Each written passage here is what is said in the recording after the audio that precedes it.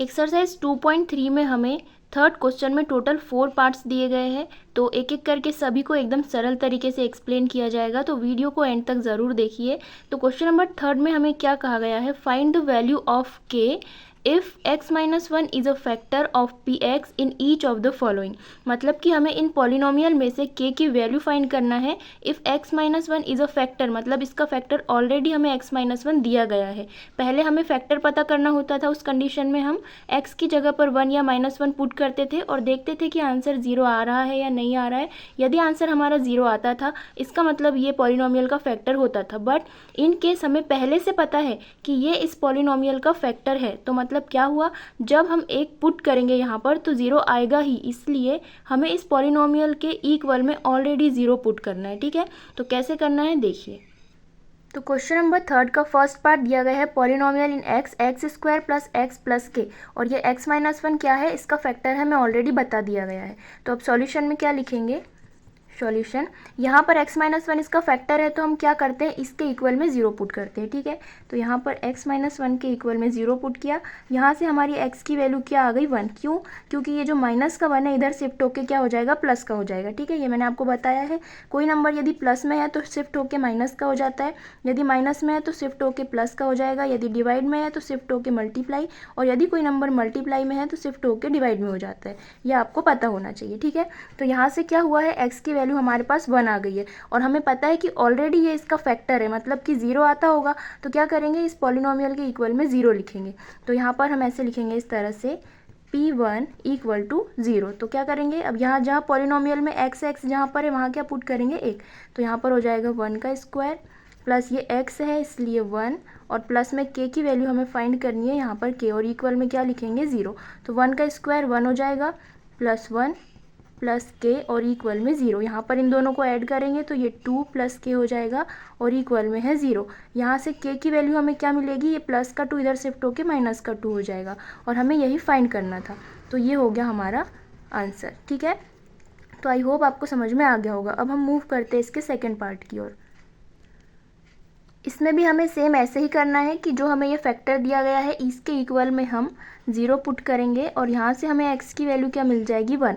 अब इस 1 को हमें इस पॉलिनोमियल में पुट करना है और इसके इक्वल में 0 लिखना है, क्योंकि ये हमें क्वेश्चन में कहा गया है कि ये ऑलरेडी इसका फैक्टर है। ठीक है, तो यहाँ पर क्या हो जाएगा, p1 की वैल्यू कितनी हो जाएगी, 0। अब जहाँ जहाँ x है वहाँ पर 1 पुट करेंगे, तो 2x स्क्वायर है इसलिए 2, 1 का स्क्वायर प्लस kx लिखा हुआ है इसलिए k और x की जगह पर 1, और प्लस में √2 लिखा हुआ है, इसको देख के डरना नहीं है। ठीक है, और इक्वल में हमें 0 पुट करना है, क्योंकि ये इसका फैक्टर है इसलिए ऑलरेडी 0 आएगा ही। उसके बाद इसे सिंप्लीफाई करेंगे, 1 का स्क्वायर 1 होता है, 2 1 2 हो जाएगा, प्लस के का 1 में मल्टीप्लाई के, और यहाँ पर है √2। अब हमें इस के की वैल्यू निकालना है, इसलिए हमें इन सबको इधर साइड शिफ्ट करना पड़ेगा। तो के की वैल्यू निकालना है तो क्या करेंगे, ये जो √2 दिया गया है ये इधर जाके क्या हो जाएगा, माइनस का √2, और ये जो 2 प्लस का है इधर जाके क्या हो जाएगा, माइनस का, इसलिए -2 माइनस √2। या इसे दूसरे तरीके से भी लिख सकते हैं कि k is equal to, minus यहाँ से कॉमन आ जाएगा बाहर, तो 2 प्लस √2, इस तरह से आंसर आ जाएगा। तो ये हो गया है आंसर। ठीक है, तो अब हम मूव करते हैं इसके थर्ड पार्ट की ओर। थर्ड पार्ट को भी इसी तरह से सॉल्व करेंगे। यहाँ से x की वैल्यू हमारे पास क्या आ जाएगी, इसके इक्वल में 0 लिखेंगे तो x की वैल्यू यहाँ से हमारे पास आ जाएगी 1। ठीक है, अब हमें इस पॉलिनोमियल के इक्वल में 0 पुट करना है, इसलिए p1 इज इक्वल टू क्या हो जाएगा, 0।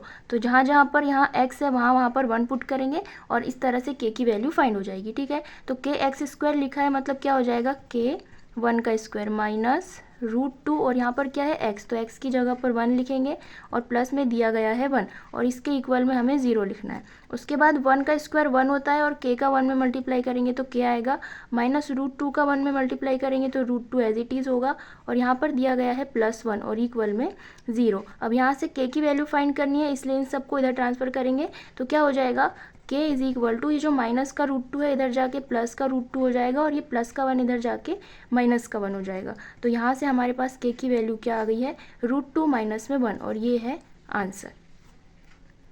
ये इस क्वेश्चन का लास्ट पार्ट है और साथ में बहुत इंपॉर्टेंट भी है, तो इसे ध्यान से समझिए। हमें पता है x-1 इसका ऑलरेडी फैक्टर है, तो हम यहाँ से x-1 के इक्वल में 0 लिख करके x की वैल्यू फाइंड कर लेते हैं, जो कि क्या आ गई है, 1 आ गई है। ठीक है, अब x की ये वैल्यू जो 1 आई है इसे इस पॉलिनोमियल में पुट करना है और इससे सॉल्व करना है, ठीक है। तो जहाँ जहाँ पर x है वहाँ पर 1 आएगा, तो यहाँ पर क्या आ जाएगा, p1 की वैल्यू हमारे पास क्या है 0, क्योंकि हमें क्वेश्चन में कहा गया है ये ऑलरेडी इसका फैक्टर है। तो जहाँ पर x है वहाँ पर 1 लिखेंगे, तो यहाँ पर क्या आ जाएगा k, और एक्स स्क्वायर है इसलिए 1 का स्क्वायर माइनस 3, और x है इसलिए 1, और प्लस में दिया गया है k और इक्वल में 0। अब यहाँ से k की वैल्यू फाइंड करना है, इसे सिंप्लीफाई करेंगे तो क्या आ जाएगा, 1 का स्क्वायर 1 होता है और k का 1 में मल्टीप्लाई करेंगे तो k होगा, और 3 बन जा 3, और यहाँ पर लिखा है प्लस k इक्वल में 0। अब इस k को और इस k को ऐड करेंगे तो क्या हो जाएगा, 2k माइनस में 3 इक्वल में 0। अब k की वैल्यू फाइंड करना है, इसलिए इन दोनों को इधर शिफ्ट करेंगे,